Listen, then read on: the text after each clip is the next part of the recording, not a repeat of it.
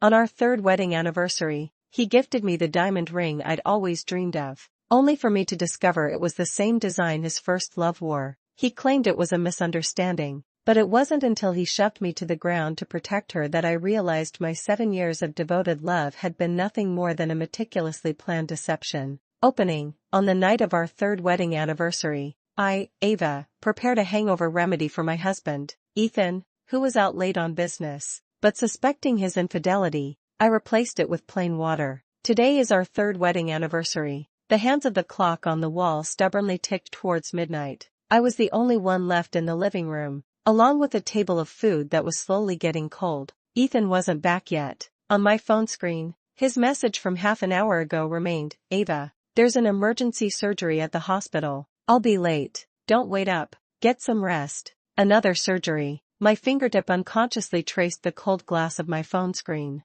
The small sliver of hope I had felt dissipated, like the frigid wind outside, blown away bit by bit. I've known Ethan for 7 years, been married for 3. He's the most promising young cardiac surgeon at the downtown hospital, and being busy is his default setting. I've told myself countless times to be understanding, to be considerate, but today is different. This afternoon, my best friend Chloe sent me a screenshot. It was a new post on Instagram from Ethan's first love, Serafina. The photo showed a candlelit dinner at a fancy restaurant. On the table was a familiar blue velvet box. The caption read, "The best birthday gift. Thank you, E. E? Who else could it be but Ethan?" The irony? Today's not just our anniversary. It's Serafina's birthday, too. Chloe's message vibrated with disbelief and rage. Ava, look closely. This is the Tiffany anniversary piece Ethan was asking me about last week, saying he wanted to surprise you. Surprise? More like a shock. I stared at the photo for what felt like forever, until my eyes burned. That brand, that style, it was exactly the one I'd casually mentioned I liked once, ages ago. My heart felt like it was being crushed in a vice, making it hard to breathe. I forced myself to calm down. Maybe it was just a coincidence? Maybe he really was just with a client? But the nagging doubt wouldn't go away, clinging to me like a persistent vine. The click of a key in the lock echoed from the entryway. Ethan was home. He carried with him the scent of alcohol and a weariness that seemed to settle on his broad shoulders. A carefully calibrated apology played on his handsome face. Ava, I'm sorry, I'm late. I swallowed the turmoil rising within me and walked toward the kitchen. It's okay. I just made some hangover soup. You should drink some. As I carried the crystal clear hangover soup, which was, in reality, just boiled water, toward him, my hand trembled almost imperceptibly. Once, no matter how late he came home, I would lovingly prepare a warm, comforting soup for him. But tonight, I just couldn't. That cheap, utterly insincere glass of water was my silent protest, the first crack appearing in the fault line deep within my heart. My husband, Ethan, presented me with the Tiffany anniversary ring I'd been longing for, explaining his late arrival was due to a demanding surgery at the hospital. Ethan took the hangover cure, drinking a large gulp without hesitation. His brow furrowed almost imperceptibly, but quickly smoothed out as he gave me a tender smile. Thanks, honey. He didn't seem to notice anything was off, or maybe he just didn't care what was in the bowl. It was a crazy day, he explained, shrugging off his jacket.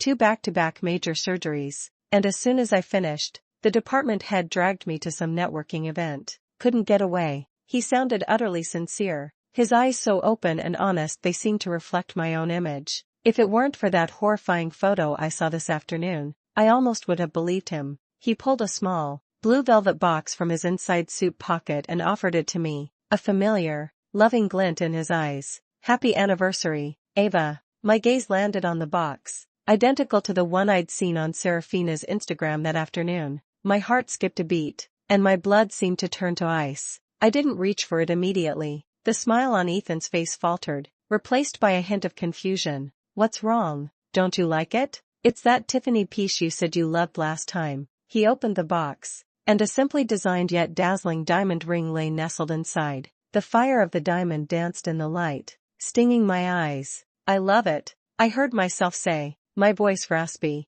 I reached out and took the box, my fingertips brushing against the cool velvet. A chill shot straight to my heart. Who were you out with tonight? I tried to make my tone sound casual. Just some colleagues from the department, and representatives from the pharmaceutical company we work with. Ethan replied quickly, without a moment's hesitation. Why do you ask? It's nothing, just asking. I lowered my head, pretending to examine the ring closely, avoiding his gaze. He came up behind me and wrapped his arms around me gently, resting his chin on the top of my head. His warm breath brushed against my ear. I'm sorry, Ava. I couldn't spend our anniversary with you properly. I have tomorrow off. Let's make it up to you, okay?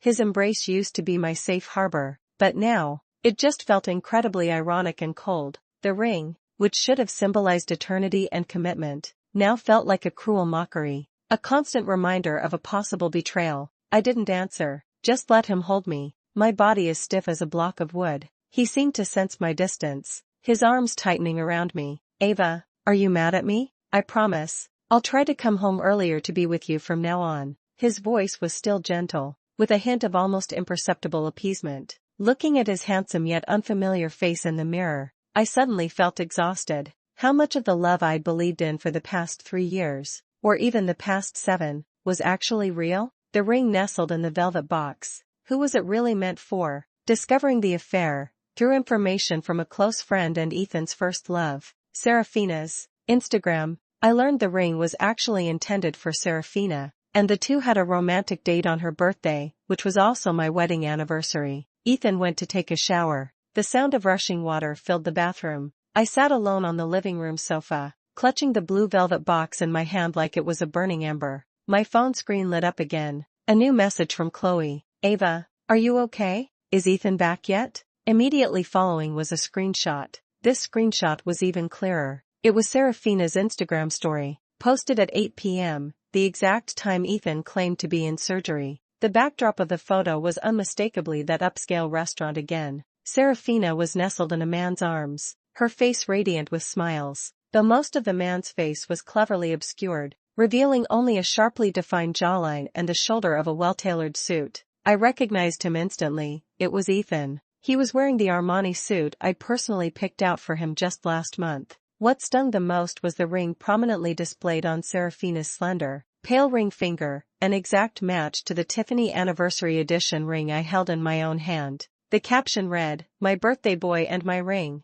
Love you." So, all those emergency surgeries and department social gatherings he kept talking about were actually him celebrating his first love's birthday and gifting her the ring I'd been longing for. And me, the actual wife, was at home guarding a table of cold food, receiving nothing more than a thoughtless, or should I say, matching consolation prize. The blood rushed to my head instantly. I felt a wave of dizziness and my stomach churned. That hangover soup I switched out now seems like the absolute right decision. I tapped on Serafina's Instagram profile. Her account was public. Scrolling down, I found even more traces of her and Ethan, seemingly casual snapshots, vaguely worded yet suggestive captions, spanning back even to the early days of our marriage. So, their connection had never truly been severed. What I had always thought was in the past was nothing more than wishful thinking on my part. The line Ethan drew between me and his just friends had long since become hopelessly blurred. The image of him as my loving and devoted husband came crashing down in my mind, shattering completely. Anger, humiliation, betrayal, a toxic cocktail of emotions was eating away at my heart like venomous snakes. I shot to my feet, stormed into the bedroom, and hurled the blue velvet box, that symbol of lies and mockery, onto the vanity. The ring tumbled out of the box, glinting coldly under the light. I stared at myself in the mirror, my face pale, my eyes hollow. This 3-year marriage felt like a meticulously crafted joke. The sound of the shower stopped. Ethan came out, wrapped in a towel, and seeing my distraught state, asked with concern, "Ava, what's wrong? You look terrible." I turned around, staring coldly at him, the man I had loved for 7 years. In that moment, I suddenly didn't know what to say. Accuse him? Argue? And then listen to more of his lies and excuses? My throat felt blocked, unable to utter a single word. He approached me, trying to touch my cheek, but I abruptly slapped his hand away. "Don't touch me." My voice trembled with agitation.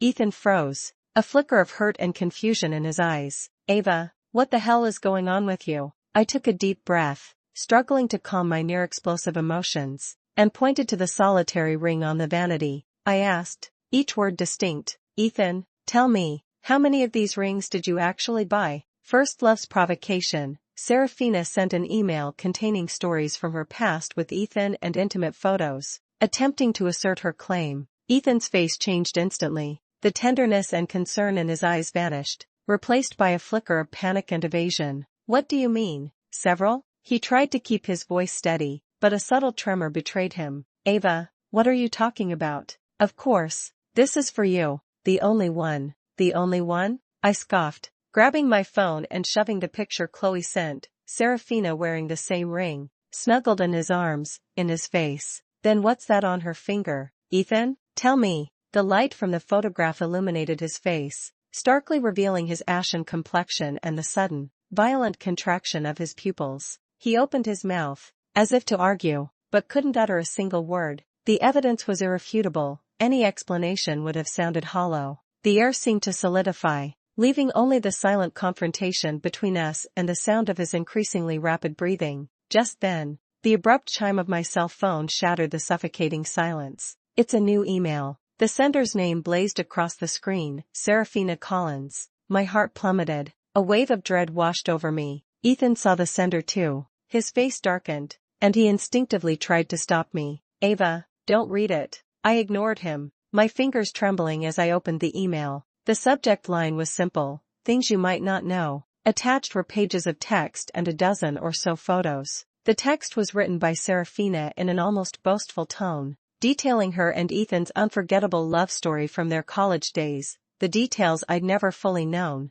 their irreplaceable understanding and memories. She even mentioned their recent dates, including the birthday surprise this afternoon. And those photos? They were blatant provocations. There were naive college snapshots of them together, as well as more recent, intimate pictures. A few of them were even taken in this house, the one we currently live in. One photo in particular was on our marital bed, Ethan, naked from the waist up, sound asleep, and Serafina, wearing his shirt, snuggled against him, smiling at the camera with a smug, defiant look. The photos were dated from last month, the very same days Ethan claimed he was out of town attending a medical conference. So, that conference was just a cover for him to fool around with his first love in our home. A wave of metallic blood rushed to my throat, and my vision swam. Each photo, each word, was like a poisoned dagger, plunging deep into my heart, shattering the last remnants of my illusions. Serafina wrote at the end of the email, Ava, I know you're a good girl, but you can't force matters of the heart. Ethan's always truly loved me. We share too much history, things no one else can ever be a part of. This ring is the future he promised me. I hope you can face reality and step aside gracefully. Step aside gracefully? Such an understated statement, yet so incredibly cruel. I slammed my phone onto the floor, the screen shattering instantly with a sickening crack. Enough, I screamed at Ethan, the anger, frustration, and despair that had been building all night finally exploding. Ethan, tell me, what the hell is going on? He looked at my breakdown, his eyes a complex mix of emotions, guilt, panic, but most of all, a weariness and resignation I had never seen before. Ava, I'm so sorry, he managed to choke out. It's not. Things aren't what you think, not what I think. I laughed, the sound bordering on hysterical, tears streaming down my face. What is it then? Is it that she waltzed into our home, slept in our bed, wore the ring you gave me, and then sent me an email to gloat? Ethan, you tell me, what part of that is me overreacting? He was silent, unable to argue. Serafina's email was undoubtedly the final straw, stripping away all his lies and excuses, leaving only the naked betrayal exposed. My world shattered completely in that instant. Flashback 1, meeting and falling in love. Memories of meeting, getting to know, and falling in love with Ethan during university, and the sense of security he once gave me. Looking at this man, both familiar and strange, my thoughts drifted uncontrollably back to the university campus 7 years ago. Back then, Ethan was a prominent figure in the medical school, handsome, brilliant, with a promising future, and I was just a literature student quietly devouring books in the corner of the library. Our meeting was cliché, straight out of a movie. I was moving books in the library when I tripped and twisted my ankle, sending a cascade of books tumbling onto the guy walking by. He wasn't angry. Instead, he bent down to help me gather the scattered books, then gently and expertly examined my ankle with his clean, slender hands. His touch was both professional and tender. It's a little swollen. "Let me take you to the campus clinic to get it checked out," he said. His voice was deep and resonant, like the melody of a cello. Sunlight streamed through the library's tall windows, bathing him in a golden halo. In that moment, my heart skipped a beat. Later, he started showing up frequently in my usual study spot, sometimes using asking for directions as an excuse, sometimes coincidentally running into me. After a while, we gradually got to know each other. He would walk with me through the campus late at night, listening to my wild literary fantasies, and I would quietly offer him a hot cup of coffee when his experiments weren't going well. He told me that he chose to study medicine because he wanted to heal the sick and injured, to bring hope to more people. When he said this, his eyes sparkled with the light of idealism, a steadfastness and purity I had never seen in anyone else. We naturally gravitated toward each other and became a couple. He was incredibly good to me, attentive to every detail. I remember this one time I got really sick, a terrible fever that wouldn't break. He skipped an important lab session to wait outside my dorm, bringing me medicine and food, not leaving until my fever finally subsided. Even the dorm mom teased us, saying she'd never seen such a devoted guy. He also gave me a tremendous sense of security. He was always open about our relationship, introducing me to all his friends. He never hid anything, phone passwords, social media accounts, everything was accessible to me. He'd say, "Ava, I have nothing to hide. My world is open for your inspection, anytime." Back then, I truly believed he was the one, the person I was meant to spend my life with. He had this calm, dependable aura about him that made me feel like as long as he was around, I could face anything, even if the sky fell. After graduation, he got a job at the city hospital, and his work was incredibly demanding, but I never doubted our relationship. I believed every overtime shift and every surgery he told me about. I trusted the unbreakable bond we shared. But now, looking back, those so-called feelings of security, that honesty, perhaps from the very beginning, contained an element of performance. Those beautiful memories I so firmly believed in have now become a giant, mocking irony. Flashback 2, First Love appears and assurance. Remembering graduation day, Serafina appeared with the news of her pregnancy. Ethan rejected her and swore he only loved me. My thoughts drifted back to that graduation day. That should have been a milestone to celebrate in our lives. Ethan and I, decked out in our graduation gowns, snapped countless photos across campus, dreaming of a bright future. But right after the ceremony, an uninvited guest crashed our perfect moment. Serafina, Ethan's legendary first love, the one he supposedly broke up with years ago, suddenly materialized before us. She wore a white dress, her face pale, but her eyes held a desperate resolve. She stopped Ethan, her voice quiet but loud enough for everyone nearby to hear. "Ethan,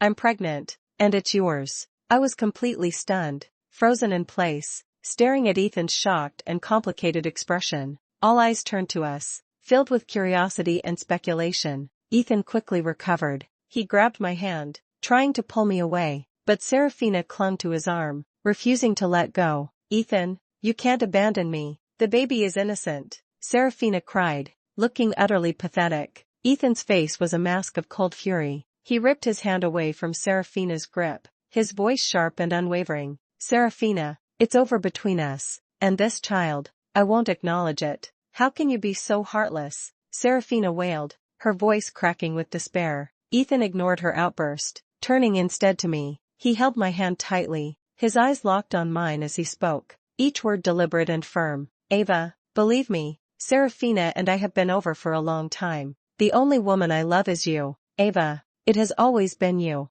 and only you." His eyes were so sincere, his tone so resolute, that I could barely find a reason to doubt him. He pulled me along, not even glancing back at the chaotic scene we were leaving behind. Later, Ethan told me that he and Serafina had dated in college, but they broke up long ago due to irreconcilable differences. As for the child, he insisted it wasn't his and believed Serafina was lying to try and win him back. To reassure me, he even volunteered to take a paternity test, but Serafina refused. The whole thing just fizzled out. Looking back, maybe Serafina's refusal to take the paternity test wasn't because she was guilty, but because she had some other agenda. Ethan's steadfastness and promises back then seem laughable now. He rejected Serafina, chose to be with me, and even entered into marriage. I thought I had one, thought he truly only loved me, but as it turns out, He only temporarily chose me because I seemed more suitable and stable. And Serafina, his first love who reappeared with a child, was a ticking time bomb, always buried in our marriage, eventually detonating this disaster. His assurances back then, now heard again, are each word a stab to the heart. Deciding to leave, after acknowledging the betrayal, I contacted my advisor to replan my study abroad, extricating myself from the jumbled memories. The harsh reality washed over me like ice water. Looking at the man before me, my husband, whom I once deeply loved but now felt utterly estranged from, my heart turned to ice. Once trust is shattered, it can never be rebuilt. Those beautiful memories are now tainted by a shadow called deception. I don't want to hear any explanations. And I don't want to see his lying face again. Staying here is torture, every second of every minute. Leaving is the only option. I silently picked up my phone from the ground. The screen shattered, but thankfully it was still barely functional. Right in front of Ethan, I found the number in my contacts listed as Professor Evans and dialed it. Professor Evans was my university mentor, someone I've always respected. Upon graduation, he strongly recommended I pursue further studies in the UK, but I gave up that opportunity for Ethan. The call connected quickly, and my mentor's familiar, gentle voice came through the line. Ava, is everything all right? What's going on so late? I walked to the window, turning my back to Ethan, and tried to keep my voice even. Professor, hello, I hope I'm not disturbing you. I wanted to ask if there's still time to apply for that exchange program at UCL, University College London, you recommended before? Professor Evans sounded surprised on the other end of the line. Ava, you've decided to go? Of course, there's still a chance. I can recommend you anytime. But, you and Ethan, he and I paused, my throat tightening, but I forced myself to continue. We might be breaking up. I need a change of scenery, a fresh start. Professor Evans was silent for a few seconds, then sighed. I understand, Ava, whatever you decide, I support you. Don't hesitate to contact me if you need anything. Thank you, Professor. Hanging up the phone, I felt like the heavy stone in my chest had finally shifted a little. Replanning my study abroad, once that idea took root, it became incredibly clear and resolute. It's time to let go of everything here. Ethan had been standing there the whole time, silently watching me finish the call. His face was unreadable, but I caught a fleeting glimpse of something like panic deep in his eyes. He probably didn't expect I'd be so resolute. My husband tried to make amends, only to spark another conflict. Ethan suggested re-celebrating our anniversary, even trying to put a ring on my finger, which I refused. He then accused me of being unforgiving, bringing up the time he took Serafina and her child to the amusement park. Silence hung heavy in the air as Ethan seemed to process the impact of the phone call I just made. After a moment, he stepped forward, attempting to ease the tension, forcing a strained smile. Ava,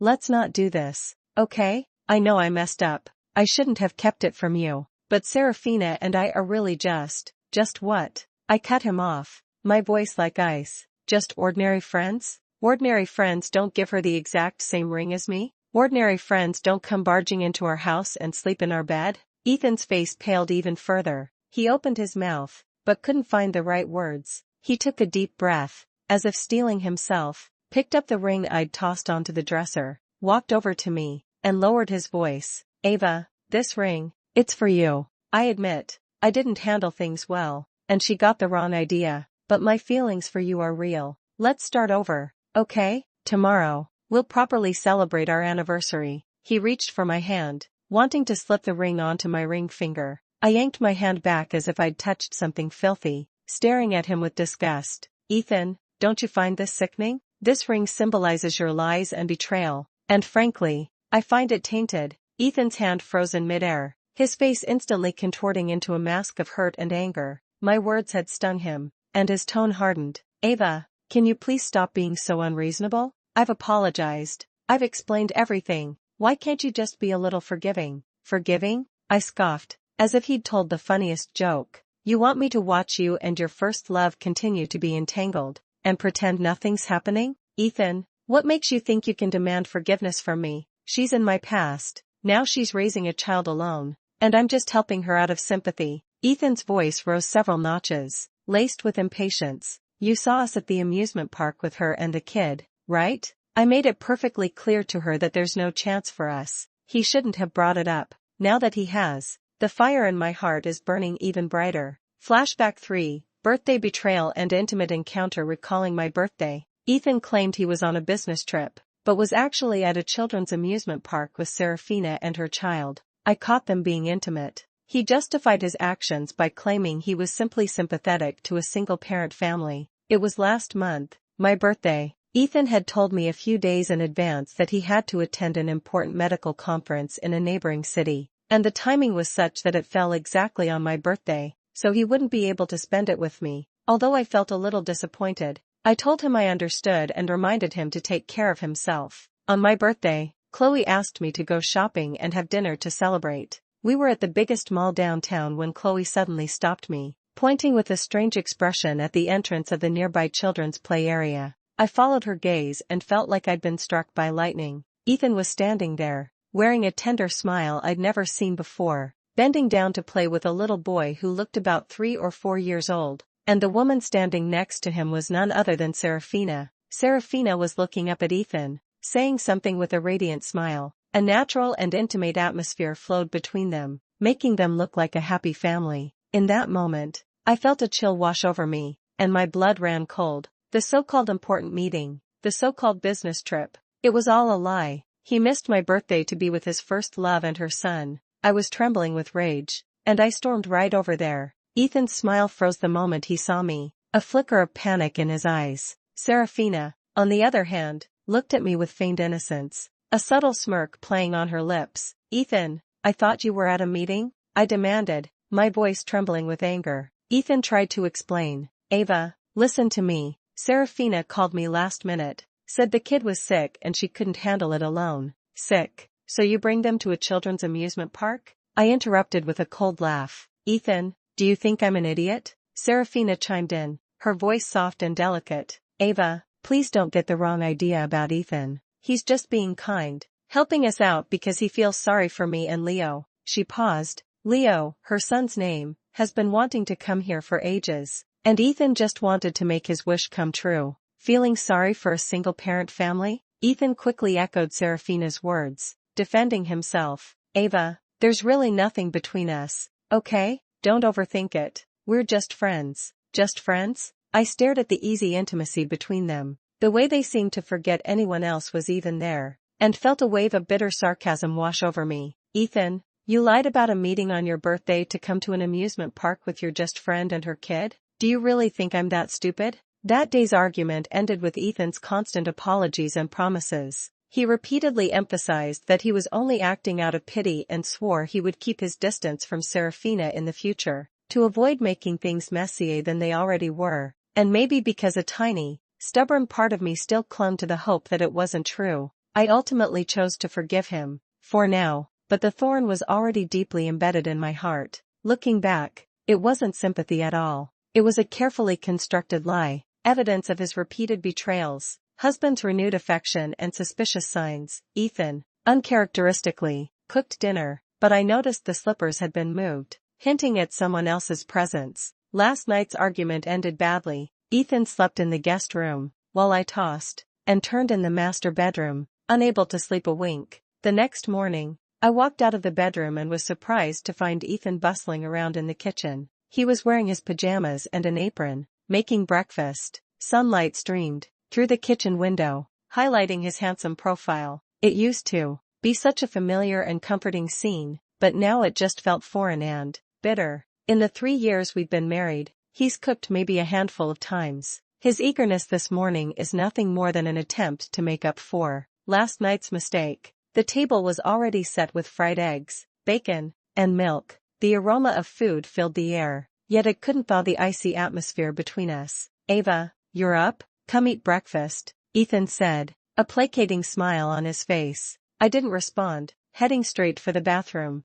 As I passed the entryway, my gaze drifted to the slipper rack beside the shoe cabinet. My slippers had been moved. I'm usually meticulous about keeping my slippers neatly arranged, toes pointing outward, but right now, my pink fluffy slippers are shoved haphazardly into a corner, toes pointing inward, with a few long strands of hair that definitely aren't mine scattered around them. That hair color, it's awfully similar to Serafina's. A horrifying thought flashed through my mind. after I locked myself in the bedroom last night. Did Serafina come over here? My heart plummeted. A wave of nausea washed over me. I walked into the bathroom and stared at my haggard face in the mirror. A wave of nausea washing over me. This house, my supposed safe haven, had been violated by another woman, leaving behind a stain. I finished washing up and walked to the dining table, my face a mask of indifference. Ethan slid a glass of warm milk towards me, his voice gentle. Eat up. It's all your favorites. I looked at the food in front of me, but I had absolutely no appetite. The thought of Serafina possibly walking around this house in my slippers, maybe even sitting at this very table, made my stomach churn. Why aren't you eating? Is it not to your liking? Ethan asked cautiously. I looked up at him, my voice cold. Ethan, last night, after I fell asleep, did anyone come here? Ethan's eyes flickered for a moment, then he denied it. No, it was just me. Why do you ask? Nothing, I mumbled, looking down, avoiding his gaze. He was still lying. The slippers that had been moved were the best proof. Allergies and a husband's indifference. Serafina called during dinner, and Ethan hung up, only to rush off moments later because of her stomach issues. I had a sudden allergic reaction to an apple, begged to be taken to the hospital, and was refused, then accused of being childish. Breakfast passed in silence and suspicion. Ethan tried to make conversation several times, but I coldly shut him down each time. Just then, his phone rang. The name flashing on the screen was Serafina. Ethan's expression shifted slightly. He quickly declined the call, then looked at me and explained, "It's a spam call." I scoffed inwardly. A spam call? More like a death warrant. Sure enough, a few minutes later, his phone rang again. It was Serafina. This time, Ethan hesitated before answering, lowering his voice and walking out onto the balcony to talk. Although I couldn't make out the exact details, I could vaguely hear words like stomach issues, really bad, and hospital. A few minutes later, Ethan hung up the phone and returned to the table, his face etched with worry and a hint of reluctance. Ava, listen. Serafina just had a sudden bout of acute gastritis, and she's all alone. I need to go check on her, he said, grabbing his jacket from the back of his chair. I stared at him in disbelief. You're going? I'm worried about her being alone with the child. Ethan avoided my gaze, his tone hurried. I'll be back soon. Ethan, I stood up abruptly. Today is the day we planned to celebrate our anniversary, and now you're leaving for her? I'm just going to check on her. I'll be right back. Ethan sounded impatient. Ava, can't you be a little more mature? This is a matter of life and death. He didn't look at me again, and hurriedly left the house. Watching him walk away without a second glance, my heart plummeted to the bottom of my chest. It turns out Serafina's stomachache was more important to him than our anniversary, more important than my feelings. A wave of disappointment and anger crashed over me, making it hard to breathe, my chest constricting with each wave. Instinctively, I grabbed an apple from the table and bit into it with a vengeance, trying to vent my emotions through the simple act. The moment I swallowed the apple, a sudden itch seized my throat, followed by a tightening in my chest and a wave of heat rushing to my face, erupting in a rash. Damn it, I forgot, I'm allergic to apples. It's not a severe allergy, but each flare-up makes it hard to breathe, and it needs to be treated quickly. When Ethan was around, he'd rush me to the hospital or find medication for me without a second thought. Fighting the discomfort, I pulled out my phone, wanting to call Ethan and ask him to come back and take me to the hospital. I dialed his number, but he hung up on me immediately. I called again, and he answered, his tone impatient. Ava, what is it now? I'm really busy. Ethan, I'm having an allergic reaction to apples, and I feel terrible. Can you come home and take me to the hospital? I gasped, struggling to speak. The line went silent for a few seconds, and then Ethan's cold voice came through. Ava, can you please stop being so childish? Using this as an excuse to get me to come back? Serafina is in a serious condition right now. I can't leave. I didn't. He actually hung up on me. At that moment, I felt a chill run through me, like I was plunged into an ice cave. He'd rather believe I was childishly seeking attention than believe I actually had an allergic reaction and needed help. In his heart, anything involving Serafina was more important than me. My throat tightened, and my breath hitched in my chest. I gripped the edge of the desk, gasping for air as tears streamed down my face uncontrollably. I couldn't rely on him. I had to save myself. Hospital encounter and confrontation. I was at the hospital alone when I ran into Ethan caring for Serafina. Serafina baited me, admitting she'd been at my place that afternoon, making soup. I snapped and slapped her across the face. I forced myself to flag down a rideshare and told the driver to take me to the nearest hospital emergency room. All the way to the hospital, my allergy symptoms were getting worse, and I felt my consciousness starting to blur. I arrived at the hospital, registered, waited in line, and saw a doctor. The doctor examined me, prescribed anti-allergy medication, and suggested I stay for observation and in 4 drip. As I was holding the payment slip and groggily heading towards the infusion room, I saw a familiar figure at the corner of the hallway. Ethan was standing in front of a hospital room, talking to a nurse with a concerned look on his face. And in that hospital room, lying in the bed, was Serafina. She looked pale, utterly fragile, but deep in her eyes, there was a hint of subtle smugness. Ethan seemed to sense my gaze, turning to look at me. He visibly froze when he saw me, a flicker of panic and awkwardness crossing his features. "Ava, what are you doing here?" I didn't answer him. I walked straight to the doorway of the room, looking coldly at Serafina in the bed. Serafina saw me, and instead of showing any remorse, she smirked, a taunting smile playing on her lips. Well, if it isn't Ava? What a coincidence. You're sick too?" Her tone was light and airy, yet dripping with malice. "It was you?" I stared at her, my voice hoarse with anger. "You're the one who called him this morning? There's nothing seriously wrong with you, is there?" Serafina feigned surprise, covering her mouth with her hand. "Ava, how could you say such a thing?" My stomach was killing me. I almost passed out. Ethan was so worried, he dropped everything and rushed over. She paused, as if suddenly remembering something, and added with a smile, "Oh, right. I went to your place this afternoon to drop off soup for Ethan. Since you weren't home, I tidied up a bit. Your slippers were a little messy, so I arranged them for you. No need to thank me." It was her. She not only waltzed right into my house, but she deliberately left her mark to disgust me. All the anger, hurt, and betrayal reached a boiling point in that moment. I couldn't control myself any longer. I raised my hand and slapped Serafina hard across the face. Beep, beep, beep. The sharp smack echoed loudly in the otherwise silent hallway. Serafina recoiled from the blow, hand flying to her cheek, staring at me in utter disbelief. Ethan was stunned too. He reacted instantly, rushing forward and shoving me aside, positioning himself protectively in front of Serafina. The final break, Ethan defends Serafina, pushing me away. My heart shatters. I rip off my wedding ring and demand a divorce. Despair crashed over me like a tidal wave, threatening to drown me completely. "Ava, have you lost your mind?" Ethan roared, his eyes blazing with anger and disappointment, as if I'd committed some unforgivable sin. He shoved me, and I stumbled, nearly falling to the ground. I steadied myself, watching him instinctively shield Serafina, and my heart shattered completely. In his mind, his wife who nearly suffocated from an allergic reaction and came to the hospital alone, was less important than a first love feigning illness to gain sympathy. He even laid his hands on me to protect that woman. How laughable, how ironic. Serafina hid behind Ethan, covering her cheek, tears welling in her eyes as she looked at him with a wronged and delicate voice. "Ethan, I'm so scared." "Don't be afraid, I'm here." Ethan comforted her, then turned to me, his eyes filled with icy contempt. "Ava, you've gone too far. Apologize to Serafina." "Apologize?" I looked at this perfect couple before me, feeling utter absurdity, and burst into laughter, tears streaming down my face. "Ethan,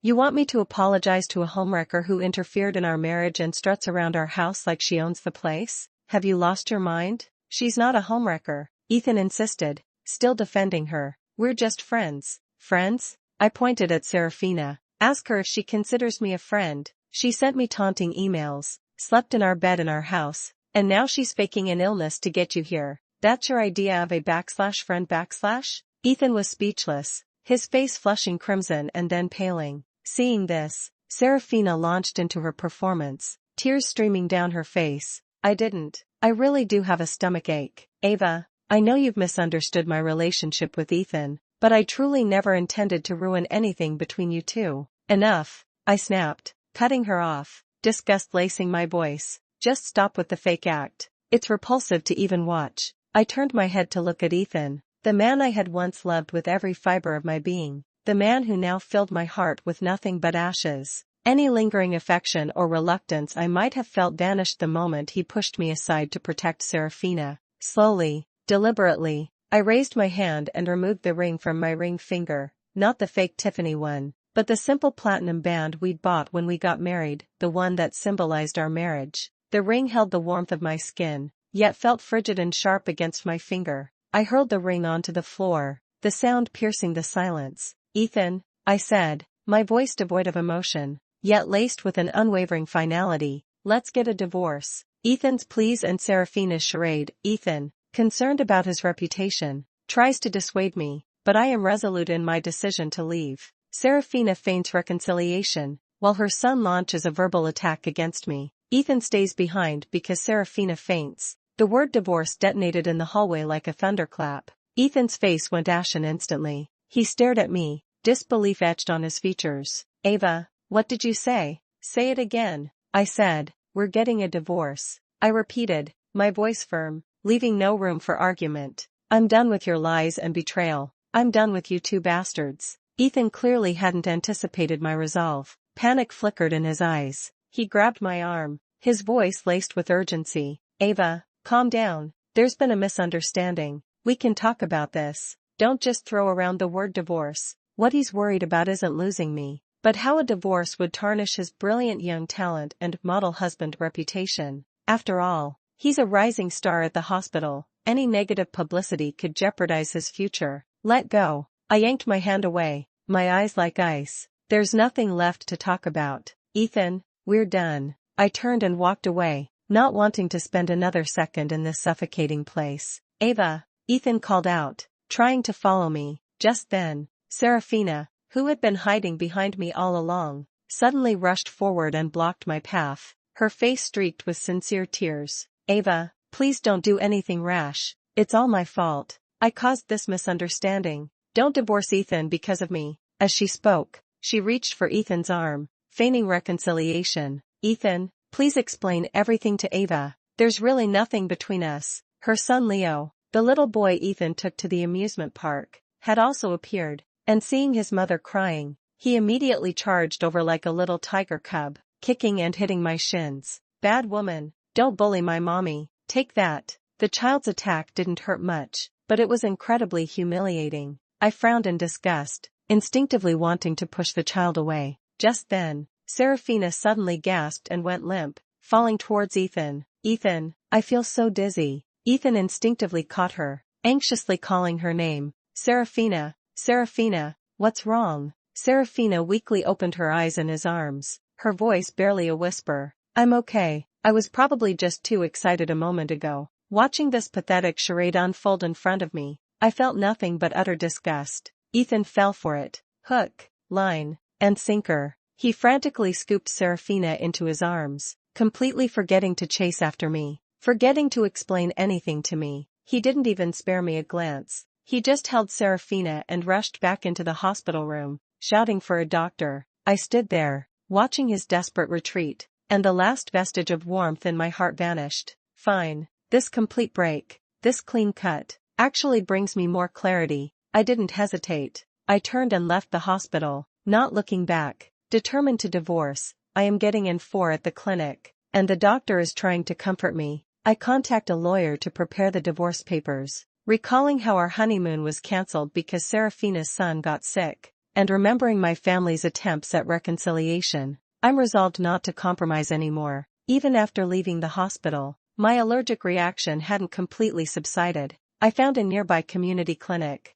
got a new prescription, and started an 4 drip. The cold medicine slowly flowed through the 4 tube and into my veins, gradually calming my chaotic thoughts. The clinic doctor was a kind, middle-aged woman. Seeing that I was alone getting in 4 and looking so unwell, she couldn't help but ask a few concerned questions. After hearing what I had just gone through, she sighed and patted the back of my hand. "Honey, try to look on the bright side. Your health is all you have. Don't waste your energy on people who aren't worth it. Once you see someone for who they are, it's best to walk away sooner rather than later." The doctor's words were like a warm current, thawing my icy heart. He was right. It wasn't worth it. I pulled out my phone and found the contact information for a lawyer I'd saved. A former classmate had recommended her, She specialized in divorce cases and had a great reputation. I typed out a message and sent it. Hi Ms. Zhang, this is Ava Chen. I'd like to discuss a divorce case with you. Please contact me at your earliest convenience. Thank you. The confirmation message popped up, and I let out a long, relieved breath. This time, I won't soften. I won't compromise anymore. The water dripped slowly, drop by drop, and my thoughts drifted back to the past. I remembered our honeymoon. We had originally planned to go to the Maldives. The plane tickets and hotel were all booked. But the day before we were supposed to leave, Ethan got a call from Serafina saying her son, Leo, suddenly had a high fever and was hospitalized with pneumonia, and she couldn't manage on her own. Ethan looked troubled and apologetic at the time, saying that Leo might be his child, although he had always denied it, and he couldn't just ignore him. In the end, our honeymoon was cancelled. Though I was disappointed, I understood his difficulties. Looking back, that was just the beginning of him sacrificing our plans, over and over again, for Serafina. I also remember every time Ethan and I argued about Serafina, my parents always advised me, Ava, men are just soft-hearted. It's normal. Besides, she's raising a child alone. It's pitiful. Be understanding, don't always keep score, and your marriage will last. Even my mother-in-law always subtly hinted that I should be more considerate of how hard Ethan worked and not give him any trouble. Everyone seemed to think I should be patient. I should compromise. I should swallow my pride for the sake of so-called family harmony. Just because I'm the wife, I'm supposed to tolerate my husband's flirtatious relationship with his first love without any boundaries? Am I supposed to stand by and watch them trample all over my principles under the guise of sympathy? This time, I won't listen to anyone's advice. My patience and compromise haven't earned me appreciation or respect, but rather increasingly blatant lies and hurt. It's time to end this marriage. It's broken beyond repair. My lawyer responded quickly, scheduling a face-to-face meeting at the firm tomorrow morning. Watching the sky darken outside the window, I removed the 4 from my arm, pressed down on the injection site, and slowly got to my feet. Time to go home, pack my things, and leave that place of lies and betrayal for good. Husband's apology and unveiling lies. I went home to pack my bags. Ethan returned to apologize, admitting that Serafina and her son had been to the house, attributing the apple allergy to an accident. I pointed out that I only drank the soup because I thought he had made it. By the time I got home, it was completely dark. The house was empty. Ethan wasn't back yet. Good. I didn't want to see his phony face. I didn't turn on the living room light. I went straight to the bedroom, took out the largest suitcase, and started packing my things. Clothes, books, skincare. Not much of this stuff is actually mine. This house, which I once meticulously decorated and filled with love, now feels cold and foreign. I'm packing with a clean break in mind, not taking anything that reminds me of him, and leaving not a single trace of lingering attachment. Just as I was shoving the last few pieces of clothing into my suitcase, the door opened, and Ethan walked in. He saw the scattered suitcases in the living room,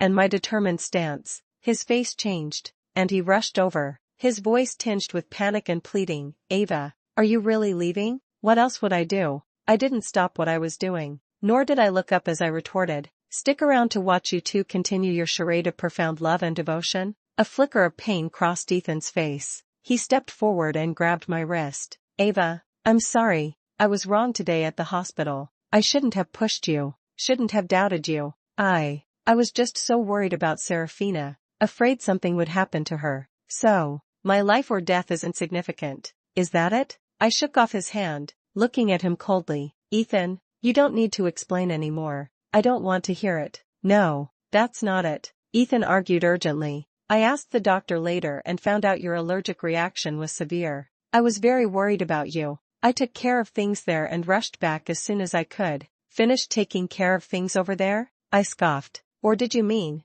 you finished comforting your first love, making sure she was okay, before remembering your wife who almost died? Ethan's face darkened. He took a deep breath, trying to change the subject, his gaze landing on the almost untouched breakfast on the table. Right. About what you said this morning, about someone coming over. It's my fault. I shouldn't have kept it from you. Last night, Serafina did come by. She brought me some hangover soup. I saw you were asleep, so I didn't wake you. He finally admitted it. As for your slippers, he paused, his eyes flickering. Leo probably got into them, being mischievous, and messed them up. Don't read too much into it. He was still trying to pin the blame on a child. And there's the whole apple allergy thing, he went on, his tone laced with a sliver of hope. That was a complete accident. No one anticipated you'd suddenly want to eat an apple. Accident? I cut him off, my gaze sharp as a knife. Ethan, have you forgotten that the so-called hangover soup on the table was nothing but plain water? The reason I ate that apple was because I believed it was breakfast you made for me. If I had known Serafina had touched it, I wouldn't have gone near it. My words were like a sword, piercing through his last lies and pretenses. Ethan's face drained of all color, turning ashen white in an instant. He opened his mouth, wanting to argue, but found himself utterly speechless. Yes, if it weren't for his attentive performance this morning, if it weren't for the charade of making up he created, how would I have unsuspectingly eaten the apple that I'm allergic to? Ultimately, he is the one to blame for all of this. Filing for divorce and husband's breakdown. I hand over the divorce papers. Ethan tears them up and begs me to stay. I produce a backup copy, making my determination to leave clear. Ethan loses control. Based on what? Looking at Ethan's pale, lifeless face, I felt nothing. No sadness, no anger, just emptiness. I pulled the divorce papers I'd printed that afternoon from the clinic out of my bag. I'd already contacted a lawyer and had a simple version drafted. Ethan, I said, handing him the papers, my voice even, just sign them. I've outlined the property division, 50-50 split of all assets acquired during the marriage. You can keep the house, just cash me out for my share. I'm not asking for anything else. I just want to end this as quickly as possible. Ethan stared at the divorce papers, as if they were a venomous snake, recoiling as if burned. He shook his head violently. No, Ava, I won't sign. I don't agree to a divorce. He suddenly surged forward, snatching the agreement from my hand and tearing it to shreds. The paper rained down like snowflakes. I won't get a divorce. I absolutely refuse. His eyes were bloodshot, and he roared with raw emotion. Ava, I know I messed up. Just give me one more chance. Please, let's start over, okay? He reached for my hand, his voice pleading and desperate. We have so many memories together. We were so in love. Have you forgotten? We promised we'd grow old together. Love? I looked at his hysterical outburst, feeling only pity and derision.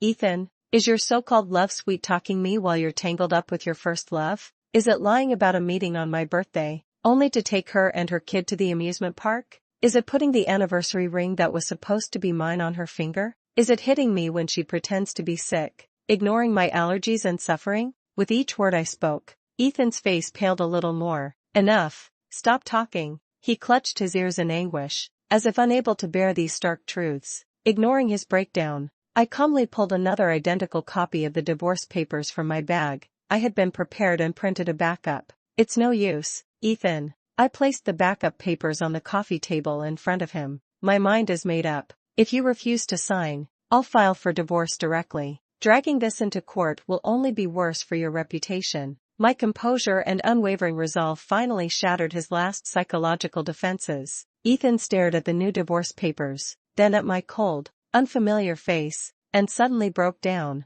collapsing to his knees. He clutched my legs, sobbing uncontrollably. Ava, don't leave me, please. I can't live without you. I know I messed up. I really do. I'll never see Serafina again. I'll delete all her contacts. Please believe me. Just give me one last chance. He cried like a child, tears and snot streaming down his face, completely devoid of the composed and collected surgeon he usually was. If this were the old me, seeing him like this, I would have definitely softened. But now, my heart has long since hardened like iron through repeated disappointment and betrayal. I didn't move, didn't say a word, just looked down at him, my gaze devoid of any pity. Belated apologies and remorse are meaningless. Trust is shattered. The spilled water cannot be gathered. The final test, sweet potato and cheese pastries the next day. Ethan made my favorite sweet potato and cheese pastries. I learned through Serafina's emails that these were actually Serafina's favorite, a symbol of their past.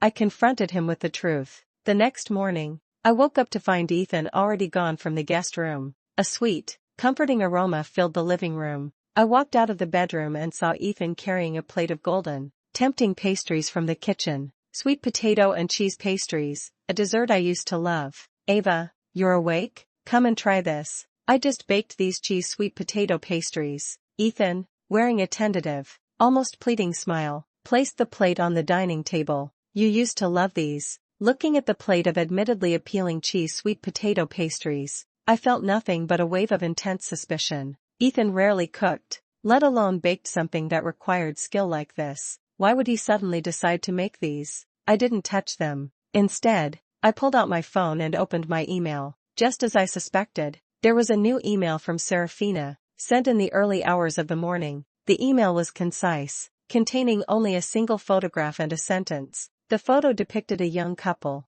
nestled close together in what appeared to be a university baking club classroom. The boy, wearing an apron, held a tray of sweet potato and cheese pastries. The girl leaned contentedly against his shoulder. The two people in the picture were Ethan and Serafina, in their younger days. Beneath the photograph was a single line. He said it was the first pastry he ever made for a girl, a flavor that belonged only to us. Ava, what you tasted was merely my shadow. So, that's the truth of it. The cheesy sweet potato pastry wasn't my favorite at all. It was Serafina's favorite, a symbol of their sweet memories together. Is Ethan making this for me now as a way to win me back? Or does he still subconsciously confuse me with Serafina? Or, even worse, is this Serafina's idea? Any of those possibilities makes me feel utterly disgusted. I looked up at Ethan's face, full of expectation and a desperate attempt to please. The last bit of hesitation I had vanished completely. I turned my phone screen towards him, making sure he could clearly see the contents of the email. Ethan,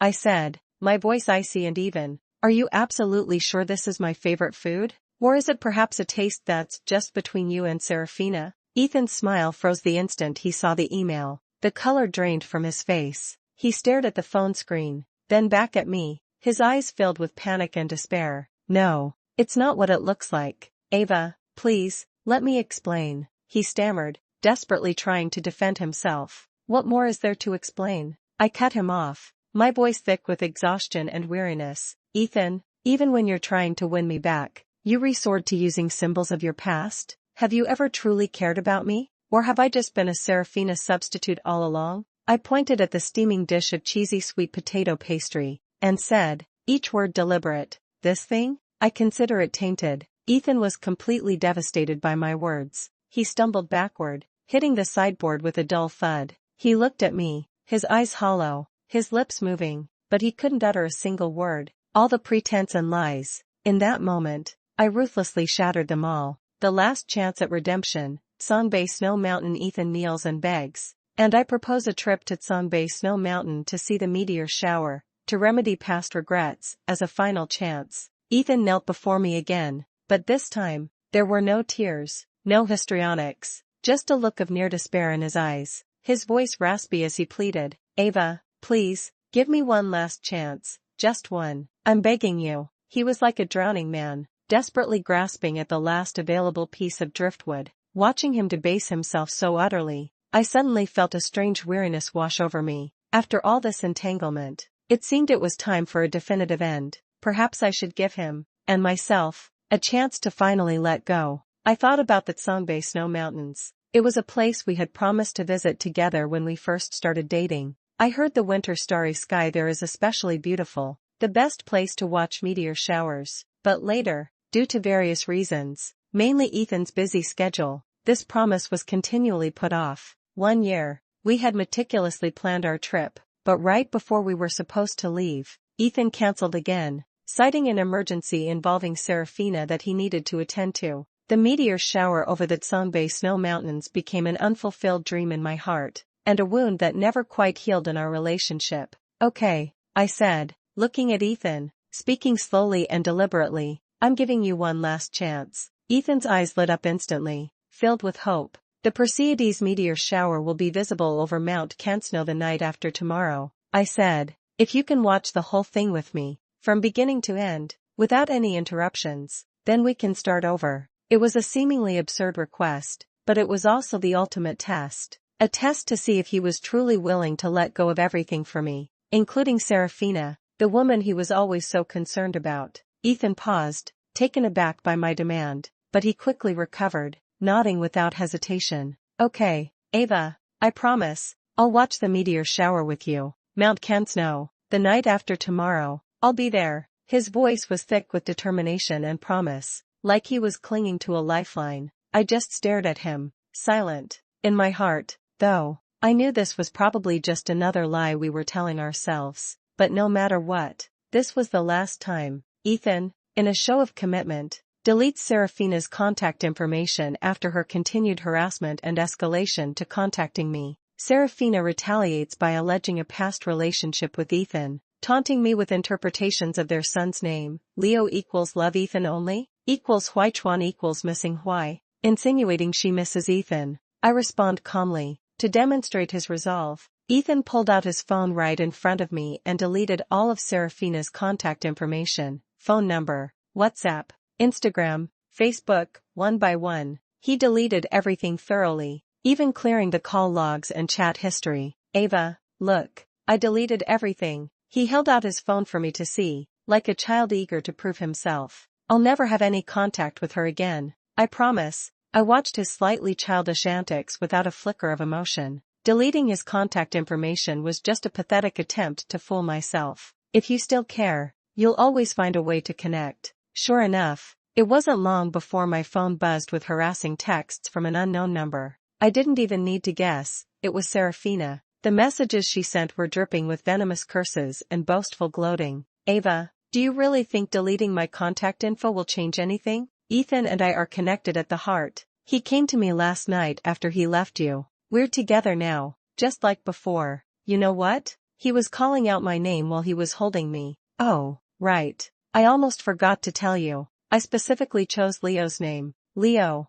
love Ethan only. He'll always belong to me. Note, as requested, the name has been replaced. Here, Leo represents the original outlines /Chuanan, / with the meaning adjusted accordingly. Every word she spoke felt like a poison dart, aimed to pierce my heart. Before, seeing this kind of information would have sent me into a rage. I would have confronted Ethan immediately. But now, after everything I've been through, I'm numb. Serafina's provocations, in my eyes, are nothing more than a petty clown's pathetic act. The more she behaves like this, the more it proves her insecurity and lack of confidence. As for her claims that Ethan sought her out last night, even that they slept together, I simply don't care anymore. There is no greater sadness than a dead heart. Calmly, I took screenshots of this information, saving them as potential evidence for a future divorce, and then blocked the unknown number. I didn't confront Ethan. The meteor shower over Mount Songbei would be the final answer, the ultimate test and abandonment. On the way to Mount Songbei, Ethan received news that Serafina and her son were suffering from gas poisoning and chose to leave again. This was the final straw for me. I was completely heartbroken. The day I left for Mount Songbei, the weather was perfect. Ethan was unusually attentive, driving, carrying my bags, constantly checking if I was comfortable, trying hard to play the role of a considerate and thoughtful husband. The car climbed the winding mountain road. The scenery outside the window was beautiful, but I couldn't bring myself to appreciate it. A strange calmness settled over me. No anticipation, no nerves, just the feeling of awaiting an ending I already knew. We were getting closer to the summit. I could even make out the distant, shimmering snow line. Just then, Ethan's phone rang. It was an unfamiliar local number. Ethan frowned, answering the phone. An anxious female voice came through the line. It sounded like Serafina's neighbor. Hello? Is this Mr. Ethan? Something terrible has happened. It seems there's a gas leak at Serafina's house. She and her child are both unconscious inside.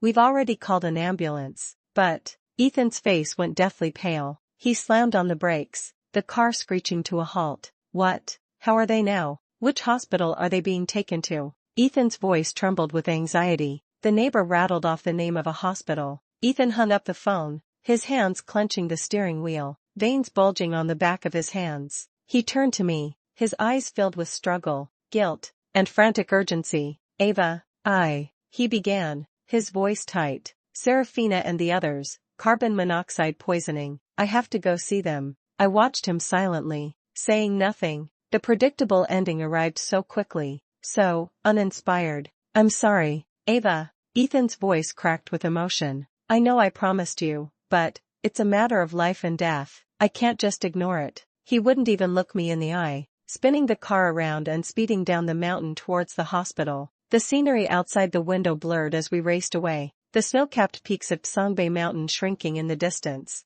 I leaned back in my seat and slowly closed my eyes. My heart, finally, was dead. It's for the best. This way, I can leave without any lingering attachments. Acceptance and departure. I watched the meteor shower alone and then headed back to my hometown. I remembered missing my mother's birthday because of Ethan. After Ethan left, I didn't immediately descend the mountain. I used a ride-sharing app to take me to the observation deck at the summit of Songbei Snow Mountain. The mountaintop at night was bitterly cold, but the starry sky was incredibly clear. I huddled deeper into my coat, found a sheltered corner, and sat down, waiting alone for the long-overdue meteor shower. When the first meteor streaked across the night sky, a collective gasp rippled through the crowd around me. Immediately afterward, more and more meteors followed, their long tails resembling silver teardrops falling from the heavens. Beautiful, truly beautiful, but I didn't make a wish. Watching those fleeting lights, I suddenly felt incredibly relieved. Some people and things, like these shooting stars, were once brilliant, but ultimately they have to return to silence. Forcing it is pointless. My 7-year relationship with Ethan was ultimately a waste. This meteor shower is the final, grand farewell ceremony I'm holding for this lost love. After watching the meteor shower, I didn't go back to that so-called home. Instead, I went straight to the airport and bought the earliest flight back to my hometown. As the plane soared through the clouds, my thoughts drifted back to the past. I remembered one year. It was my mother's 60th birthday, and I had promised to go back and be with her. But Ethan had an important surgical observation opportunity come up last minute, and he wanted me to stay and support him. He said the opportunity was crucial for him and asked if I could be there for him. In the end, I missed my mother's birthday dinner for him. On the phone, she said, "It's okay, work is important," but I could hear the disappointment in her voice. I've shortchanged my family too much for Ethan's sake. Now, it's time to go back to the people who truly love and care about me. The plane landed in my familiar city. Stepping out of the airport and seeing my parents waiting for me, I couldn't hold back anymore. I rushed into my mother's arms and sobbed uncontrollably. The pent-up grievances and pain, accumulated over so long, finally found release in that moment. My husband followed me back home for a showdown. Ethan arrived, confessing that he'd been with Serafina after I left, and begged for forgiveness again. My mother was furious. I made it clear that my past compromises were a farewell, and I refused to reconcile. I stayed at my parents' house for a few days, trying to clear my head and also being honest with them about everything that happened between Ethan and me. After listening, my mother trembled with rage and immediately wanted to call Ethan to give him a piece of her mind. My father, on the other hand, silently smoked his cigarette, his eyes filled with heartache for me. Just when I thought I could finally escape all the drama, Ethan showed up at my childhood home. When he found my place, he looked exhausted, with a scruffy beard and a generally disheveled appearance. The first thing he said to me was, "Ava, Serafina and the others are okay. They only had mild poisoning and they're out of danger now." I just stared at him, finding it almost comical. He was still explaining things about Serafina to me, even now. "So what?" I asked icily. "How is that my problem?" Ethan was stung by my coldness. He took a step forward, trying to take my hand, but my mother slapped his hand away. "You bastard, you have the nerve to come looking for Ava?" My mother shouted, pointing a finger at his nose. "You ruined Ava. How dare you show your face here?" Ethan didn't dare argue. He just looked at me, his eyes filled with pain and regret. "Ava, I'm so sorry. I know I messed up. I shouldn't have left you that night." He paused, as if having made a monumental decision, his voice hoarse. "After you left the Azure North Snow Mountain, Serafina and we had sex." He finally admitted it. What Serafina said in her email was true, though I'd expected it. Hearing him confess it myself still felt like a stab to the heart. "But, Ava, it wasn't what I wanted," he pleaded urgently. I was so messed up at the time. I had a little to drink. "The only person I've ever loved is you. Only you." "Enough." I cut him off, stopping his weak and pathetic excuses. "Ethan, what's the point of saying any of this now?" "It does matter," Ethan insisted. "Ava, I know I screwed up. I know I hurt you, but I really do love you. All these years we've been together. Are we really going to throw it all away because of her? Just give me one more chance. A final chance. I promise. I'll change." He started to kneel, but my father grabbed him and pulled him back. "Ethan," I said, my gaze steady and devoid of emotion, "do you know? From the moment I decided to go to Songbei Snow Mountain, I never actually intended to start over with you. My last shred of hope shattered completely. Ethan was stunned. That meteor shower wasn't giving you a chance. It was giving me a ritual to finally let go, I said. I went to that meeting not to forgive you, but to say goodbye. Goodbye to our ridiculous past. Goodbye to the foolish version of myself who constantly compromised for you. As for what happened between you and Serafina, it's no longer important to me. I took a deep breath, saying each word carefully. Ethan, we're completely over. I'll have my lawyer send you the divorce papers. Just sign them, and don't bother me or my family again. My tone was calm, but filled with an undeniable finality. Ethan looked at me, his eyes shifting from pleading to shock, and finally to utter despair. He seemed to finally understand that this time, I really wasn't coming back. He was escorted out of my parents' house, a broken man. Divorce and revenge, the two divorce. Ethan expresses regret and claims of true love. Before I leave the country, scheduled Facebook posts are set to expose his infidelity. The divorce process went smoother than I anticipated. Maybe he'd finally given up, or maybe he was afraid I'd actually sue and damage his reputation. Either way, Ethan didn't put up much of a fight and quickly signed the divorce papers. The property division went according to the agreement. He kept the house, and he transferred half of its value to my account. Ethan asked to see me one last time on the day I received the divorce certificate. He looked even more haggard than before, his eyes bloodshot. Ava, he said, his voice hoarse, I regret it. I truly regret it. Losing you made me realize what I've missed. I think I'm really in love with you, not out of habit, not out of a sense of duty, but genuine love. Listening to this belated sincere confession, I just felt a surge of irony. If only you'd known this before, Ethan, I said calmly, looking at him, let the past be the past. I wish you all the best in finding someone truly right for you in the future. Having said my piece, I turned and walked away, not looking back.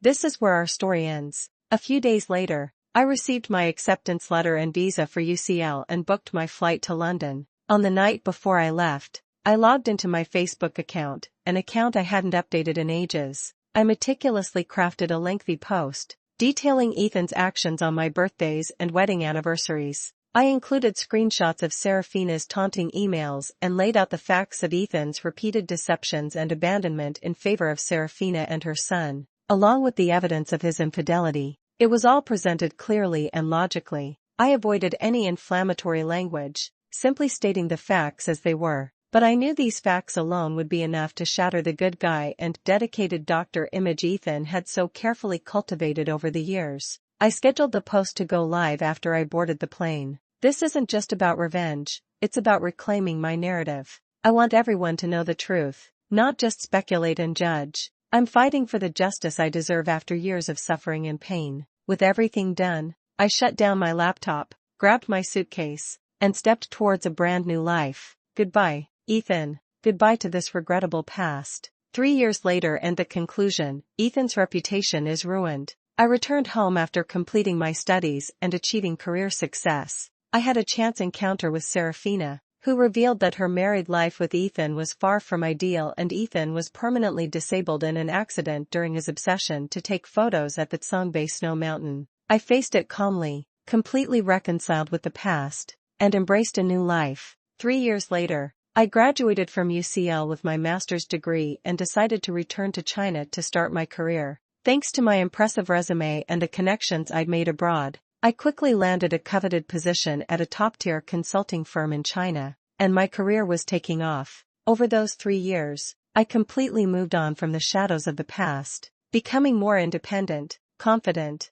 and strong. I'd occasionally hear news about Ethan from Chloe. The Facebook post I made back then caused an uproar in their hospital and our mutual social circle. Ethan's perfect image was completely shattered. His reputation was ruined, and his career suffered a major blow. Rumor had it that he almost got fired from the hospital. Although he managed to keep his job, he lost many important opportunities and became disillusioned. He and Serafina eventually got married. After all, under those circumstances, Serafina was his only choice. By chance, I ran into Serafina at a coffee shop. She looked much more haggard than she did 3 years ago, and her clothes and style had lost their former luster. She wasn't with her child and was sitting alone in a corner, her eyes dull. She saw me too, her eyes flickering with a complex mix of emotions before she finally mustered the courage to approach. "Ava," she said, her voice a little dry as she sat down across from me. I watched her calmly, saying nothing.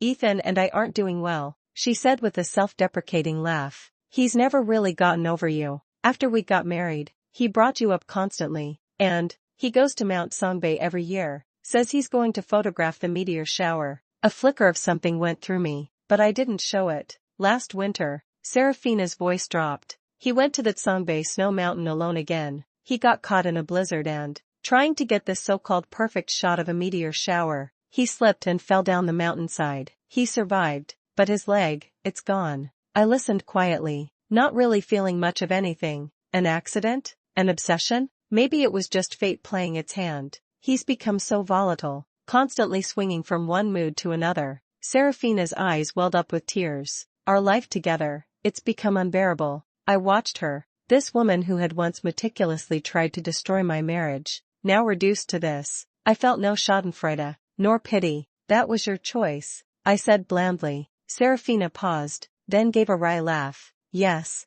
we brought it all on ourselves." She didn't say anything more, and got up to leave. Watching her forlorn silhouette fade away, I gently swirled the coffee in my cup. Everything that happened feels like a dream now. Ethan's fate, Serafina's current situation, they're all just stories that no longer concern me. I've let go of the hatred, and I've let go of the obsession. Stepping out of the coffee shop, the sunlight was perfect. I took a deep breath, savoring the feeling of freedom and fresh air, a relaxed smile playing on my lips. The past is gone, the future holds promise. I've finally made peace with the past, embracing my own brand new life.